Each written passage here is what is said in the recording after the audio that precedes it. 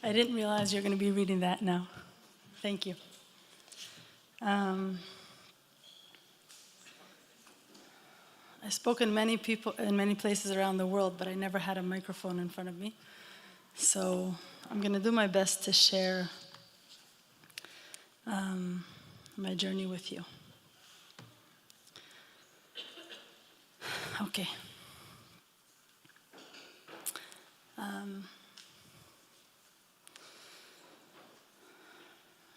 When I was 23 years old, I had a interesting experience. I thought I was Mashiach, and I started experiencing this very, very extraordinary, elevated experience. I thought I was right, and everything around me felt like it was nothing, like it was just kind of like debris of what was real. I started doing all kind of strange things. If you know anything about, mental health, so you can read in the books, spreading my money around, not getting to work on time, not needing to work anymore because I'm here to save the world.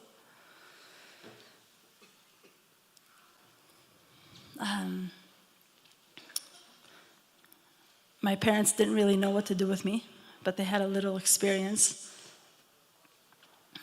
with other children. So they told me that they're taking me for a trip. They got me into a car. I think 2 sisters were sitting beside me, and I got to Hadassah Hospital. I was so excited.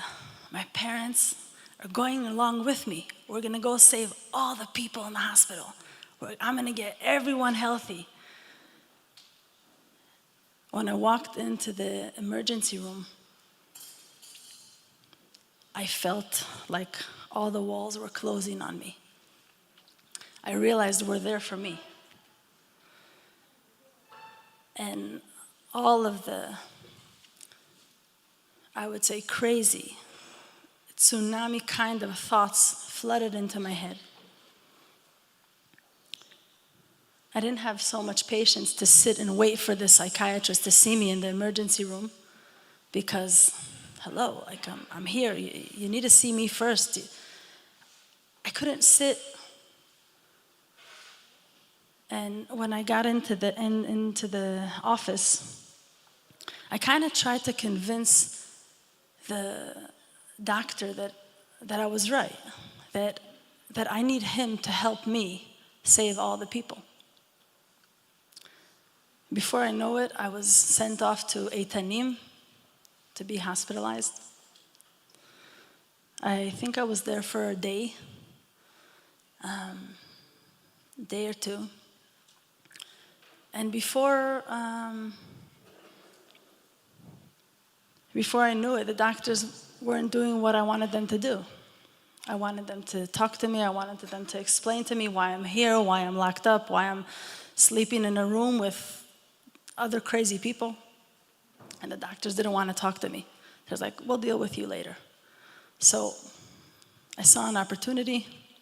I ran out of the office, and I ran away from the hospital. Climbed over that giant yellow fence, yellow gate, and my poor parents, I knock on the door, I'm back. Didn't know how I got there. My next hospitalization was in the same episode in St. Vincent's Hospital in New York. Don't ask me how I got there, but I got there alive. And this ongoing experience happened, as Esther mentioned, like 5 times in 10 years. When I was diagnosed, it kind of made sense to me because now I have a reason for all what happened to me previously in my life, right? I was diagnosed with ADD, with ADHD. I didn't get along in my class. I didn't get along with my teachers. I didn't get along with the community. There was a very specific way that I was supposed to be. I grew up in Jerusalem in a religious household. And I had a lot of questions. I wanted to know why we do things. I wanted to know. I really wanted to know. And there wasn't, having 9 siblings and a big community where all kind is supposed to go in a certain way. There's not so much time to answer questions about the deep meaning of life. And that's how I was. I was deep. One of the times I asked one of my neighbors a question about a conversation they were all having. And she told me, "Come on, Yael, don't be a yachne." And when she said that to me, it met everything I believed about myself, that I was too much, that I'm just bothering everyone. And it kind of like told me, be quiet. Just deal with yourself. You're too much for us. Everywhere I walked in life, too much met me. I never realized that the things I believed in myself it's kind of like they always confirmed when someone else said it. It was like, yeah, that's real, that's me. And I had another reason to be ashamed of myself, or another reason to not believe that I can be who I am in the world.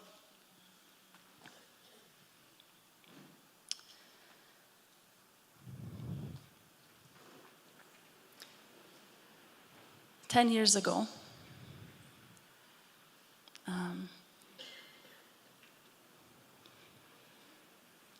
one of my friends, I'm 40 years old now, so about 7-8 years after this happened, for the first time of being diagnosed, I went through many fights with myself. Yes, to be on medication, not to be on medication. I'm on medication, I'm okay. I get off medication, I have an episode. I feel great. I had to come to terms with, okay, if medication is the way of me to live, this is the only way, I'm going to do whatever I have to do. And for 12 years I did. But it was hard because I couldn't live any other place. I had to stay in Israel or in New York with a certain group of friends. I had to be near family. I always had to have security in other people. And I know it's a great thing. I know community is a beautiful thing. But to know that you cannot stand on your own,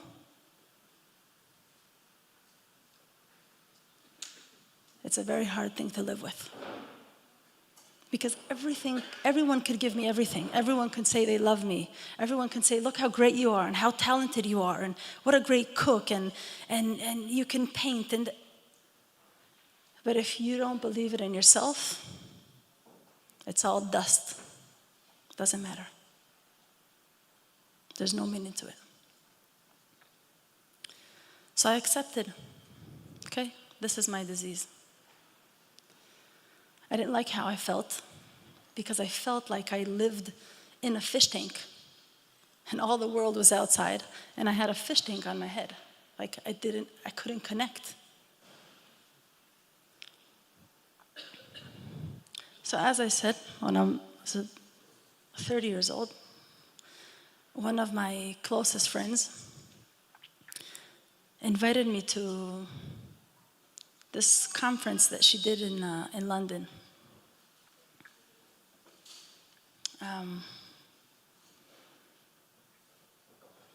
My friend is married to Rabbi Rosenblatt of London, and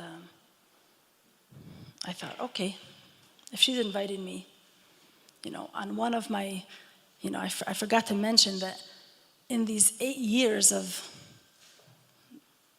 struggling tremendously, every chance I got, I ran away. And when I ran away, I didn't run away to the park or to the neighbors. I ran away to New York to live with my grandmother. So every time I got upset, I would make a ticket. And that was my route. That was my safety.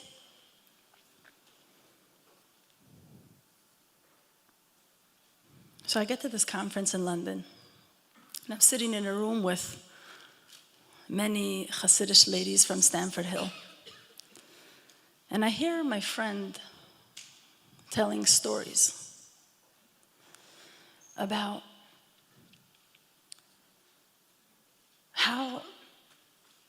what happens in life when we don't pay so much attention to what we think. She gave a few examples. And while I was listening in this 3-day conference, the first day I probably fell asleep the whole time. And when I got up, I said, Hannah, I don't know, I think I missed what you said. I don't know if I'll remember. Maybe you can write it down. Maybe you can give me your pamphlet. She said, don't worry, if you fell asleep, you probably needed it. I was like, okay. No one ever let me sleep in a class.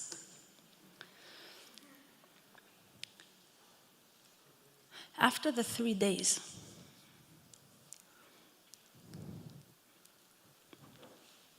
I realized 3 things. That whatever they're saying, I don't really understand.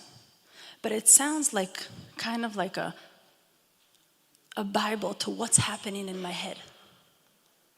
Until then, with all the therapy that I did and all the help I got, no one talked to me about that. They asked me about what I went through and what my family and my father and my mother and in my episodes, I went through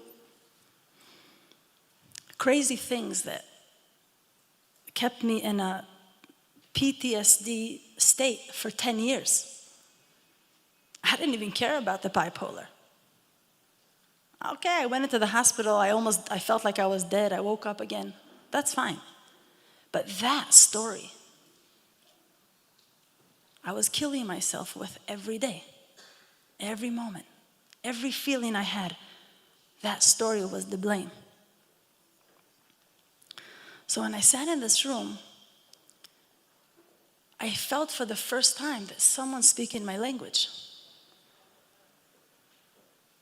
They're not afraid. They're sharing what they went through. And they're talking about how it felt to be upset and yell at your husband, and having an experience where yelling at your husband and he just sat there and listened. And he didn't do anything. And a few minutes later he came and said, I see you're going through a hard time, can I help? He didn't take the information that she was yelling at him when she was feeling emotions to his advantage or against her. He didn't pay attention to the content. He listened and understood that she was going through something right now. And it wasn't about him. And also it wasn't about her. It was about the experience that she was having.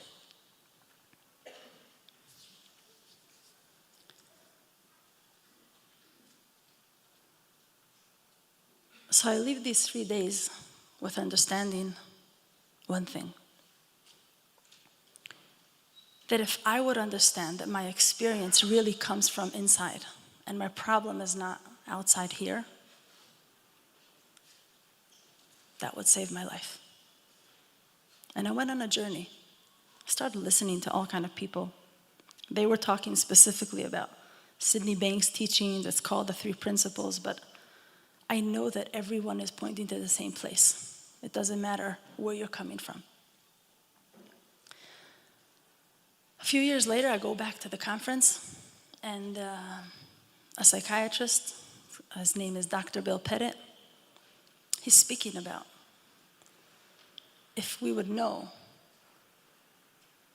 the connection between our spiritual and our physical world, we would be able to let go of everything. Also medication. Now, he wasn't saying get off medication, but I got really mad because I spent years suffering in, out, with, without. And I started learning that I'm a spiritual being, so I had a little ego, and I got very mad at him. The next year, I went to the same conference. I sat in the same room. And someone else asked the same question. And when he answered, I got really quiet for some reason.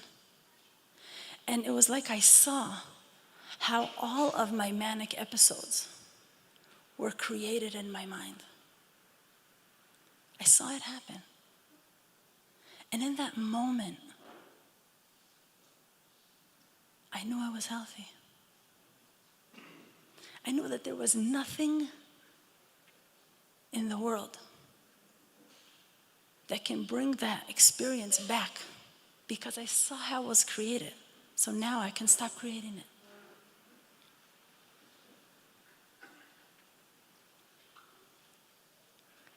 That is something that I can't teach anyone. Sorry, doesn't come in a pill. But I decided that I'm going to do this on my own, with the help that I can get. And I started leaning off medication. In the beginning, it was because I knew I can do it. So I was very proud of myself, and I think there was a lot of, ego involved. I had to show myself that I could do it, that I could live without this thing. Living without waking up in the morning, did I take it, did I not take it? That everywhere I go, I'm here for a month, maybe being free. Being as I was born.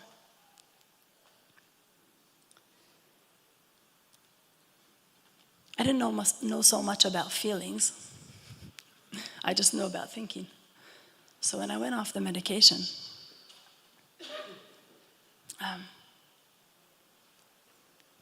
first this really cool experience happened.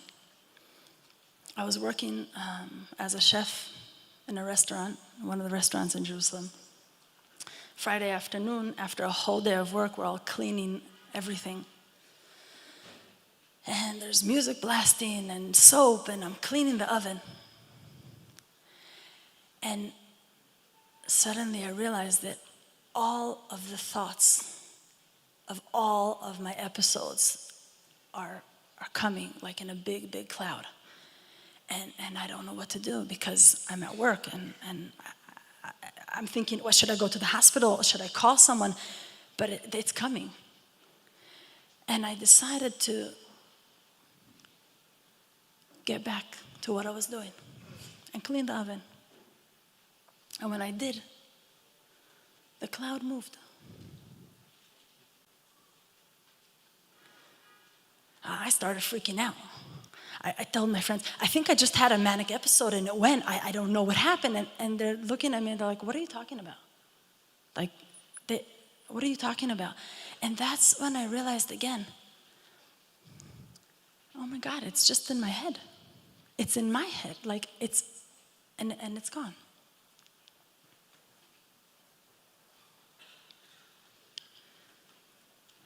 A few months later, I started feeling kind of, I wouldn't say high, but a little high. There's terms for everything I'm saying. You could ask the professionals. And I don't realize it. And I go through this like mini experience with myself. I do a little crazy things, but not so crazy. And there was this event that woke me up. And I realized that there's something else for me to learn. Because if it's just in my head and I understand that it's thinking, why is this feeling coming up? What about this? Why is this not gone?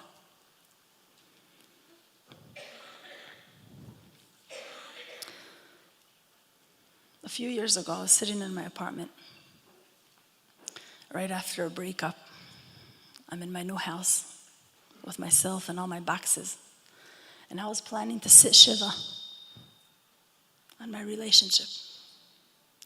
I was planning to get some snacks and sit and, watch movies and just detach from the world, because I have to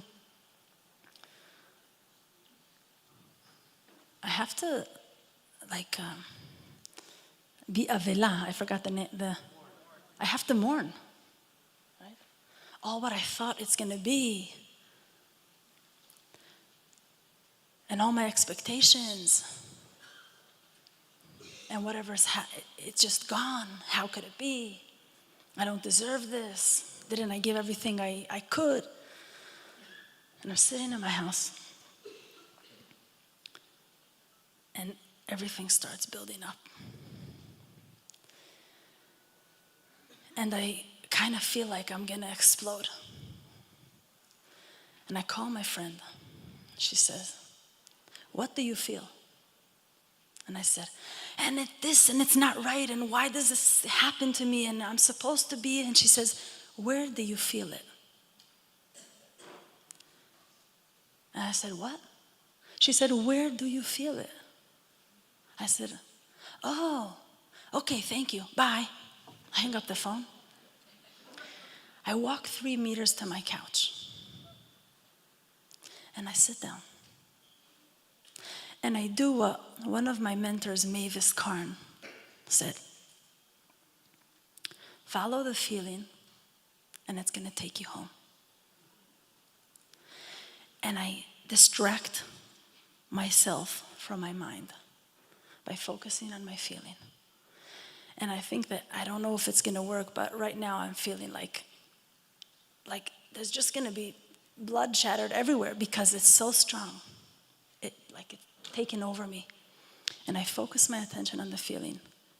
And I go back and back, and it takes me for a ride. And that time it felt like it came up.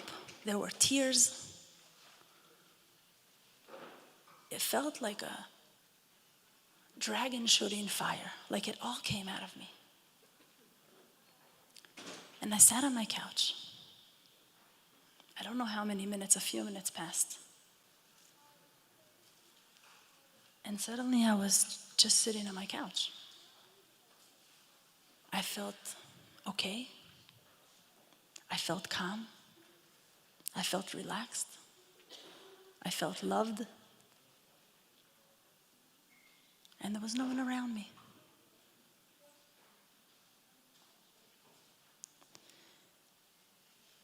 And that's when I understood that first of all, everything I need is inside me already.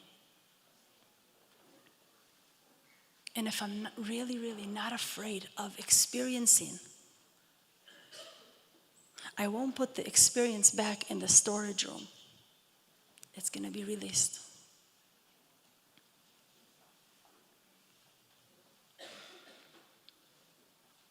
So I have a few seconds. I'm just 5 minutes. Oh, 5 minutes is a lot. Okay.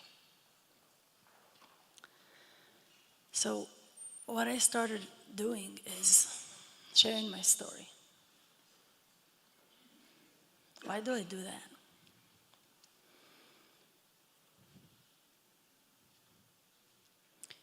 Because till then, I never heard of someone recovering from an experience like this. That if this happened to you, or you grew up in a certain way, or your surroundings were like this, or if you have this ease, it's a life sentence. For me, that dis-ease became my greatest helper, to know who I am. And I want to share a moment about the beautiful mechanism that we have, which is our body and our mind. Bipolar, right? Manic, depression. What happens in depression?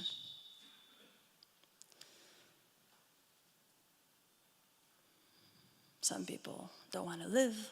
Some people feel like they're not worthy. Life is not worthy of having them.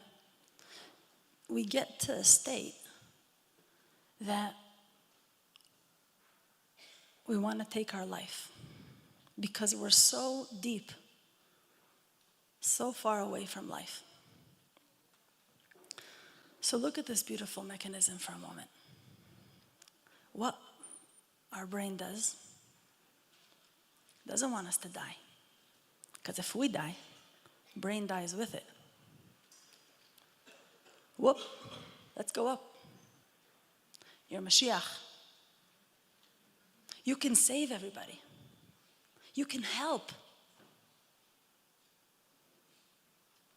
It takes you out of that state in order to show you that life is worthy. And what I was told, that it's a problem. So of course we have to understand so much more about the mechanism, and there's so much more to share about it.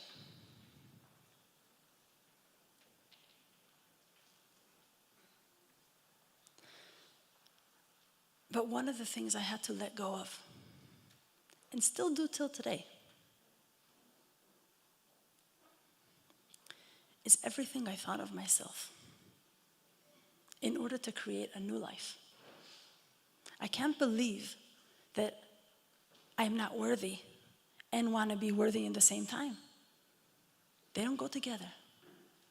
I had to go through a journey of forgiving myself for everything I thought about myself.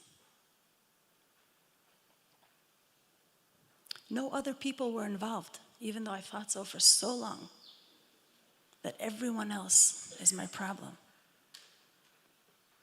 There's no other people thinking. I'm doing it on my own.